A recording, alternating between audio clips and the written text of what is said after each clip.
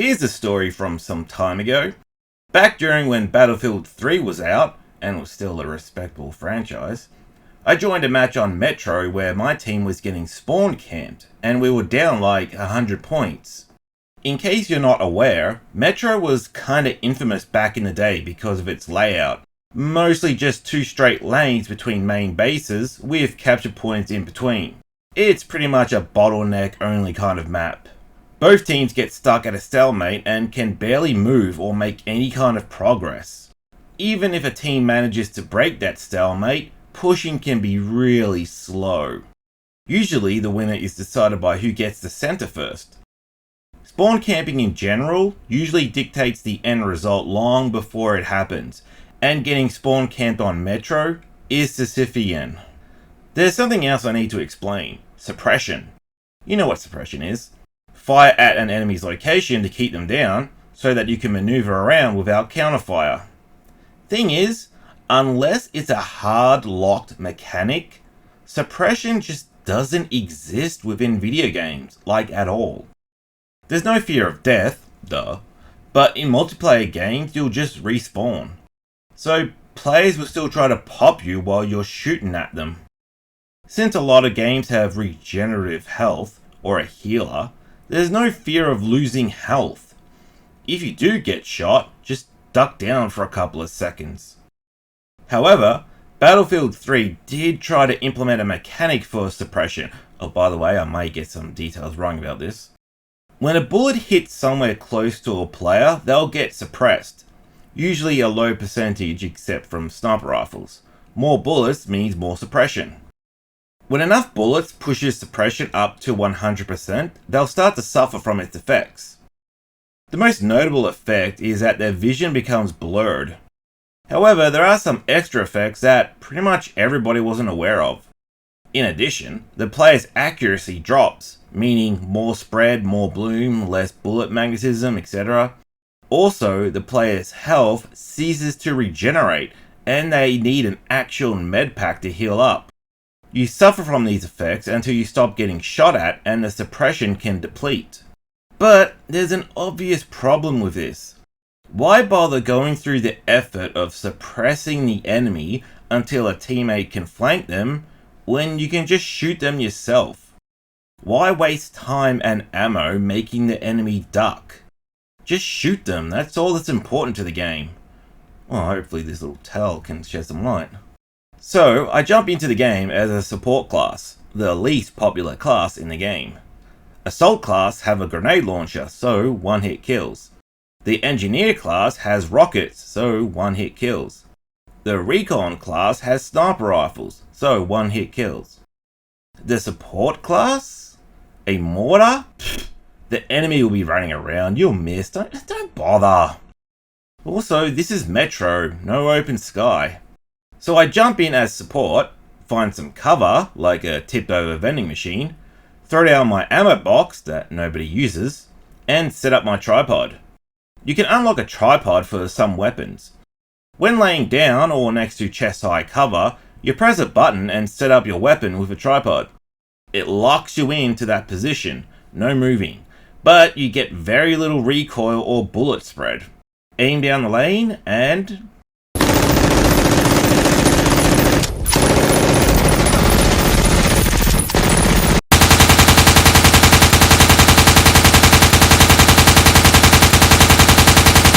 I just fired at everything.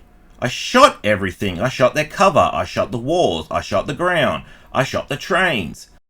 Ducked down the reload. Dropped my ammo box. Set up my tripod again and...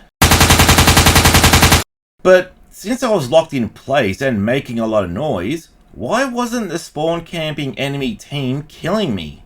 Because they were fucking blind. They couldn't see me, and they certainly couldn't hit me. You may scoff at this, or only getting a few kills. What contribution are you making? The only measure of skill is a high kill count. With the other team blind and unable to spawn camp, my teammates were actually able to get out of their base and start attacking them. I was getting constant assist notifications. They were actually killing them. They were actually getting pushed back. I even remember at one point, to my right in a train, one teammate moving through with a shotgun and just cleaning it out. The enemy team started to get pushed back. I packed up, moved up, dropped my ammo box, set up my tripod, and kept firing down the lane. Suppressing the enemy team, blinding them, teammates jumping them. We captured the first point. We're turning this around. Repeat the process. Suppress the enemy team. Teammates claim the kill. Capture the next point. Eventually, we move through the tunnels to the buildings on the enemy side, and now we're the ones spawn camping them. I'm sitting in a window, tripod set up, and just firing at every square inch of their base. They can barely move out the front door. The game ends in our victory with 50 tickets remaining. Looking at the scoreboard, I'm way up high. Few kills, I think 0 deaths, but several scores of assists. Normally I don't like to point to something or someone specific for a victory, but it did feel like I carried the whole team out of this certain defeat into a clear victory. Someone on mic chimes in. Hey, why is he at the top of the board? He barely got any kills. The shit I have to put up with in multiplayer gaming. That really says it all, right?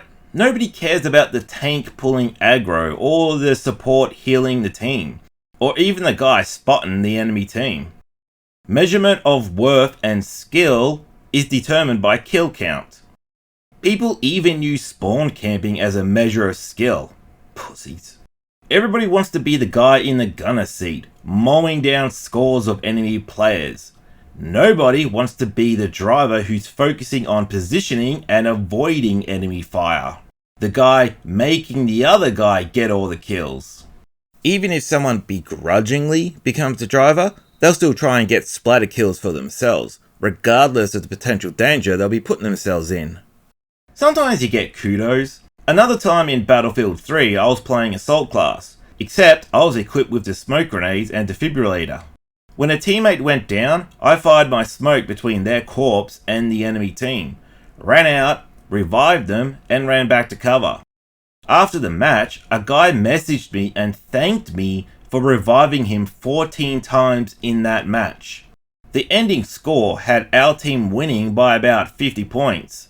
While not the average, if you take that same method to my whole squad or my team in general, you could easily count my revives preventing the enemy team from winning. Even though they had more kills, by denying their score with revives, I prevented our team from losing.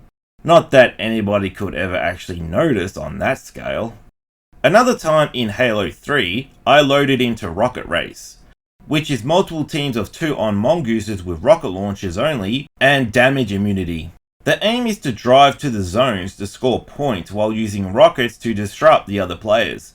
My driving and situational awareness skills shined through, and I was dodging players, dodging rockets, slaloming between rocks, drifting through crevices. After winning the match, my partner commented how beautiful my driving was. It's nice to hear comments like that, but the majority of the time you don't hear about the roadies' work. The actual cause for victory is ignored, unless someone can use their kill ratio for bragging rights. Kinda sucks how gaming is like that now. But I couldn't call myself a gamer if I quit for not getting the spotlight, so I'll keep on trucking on.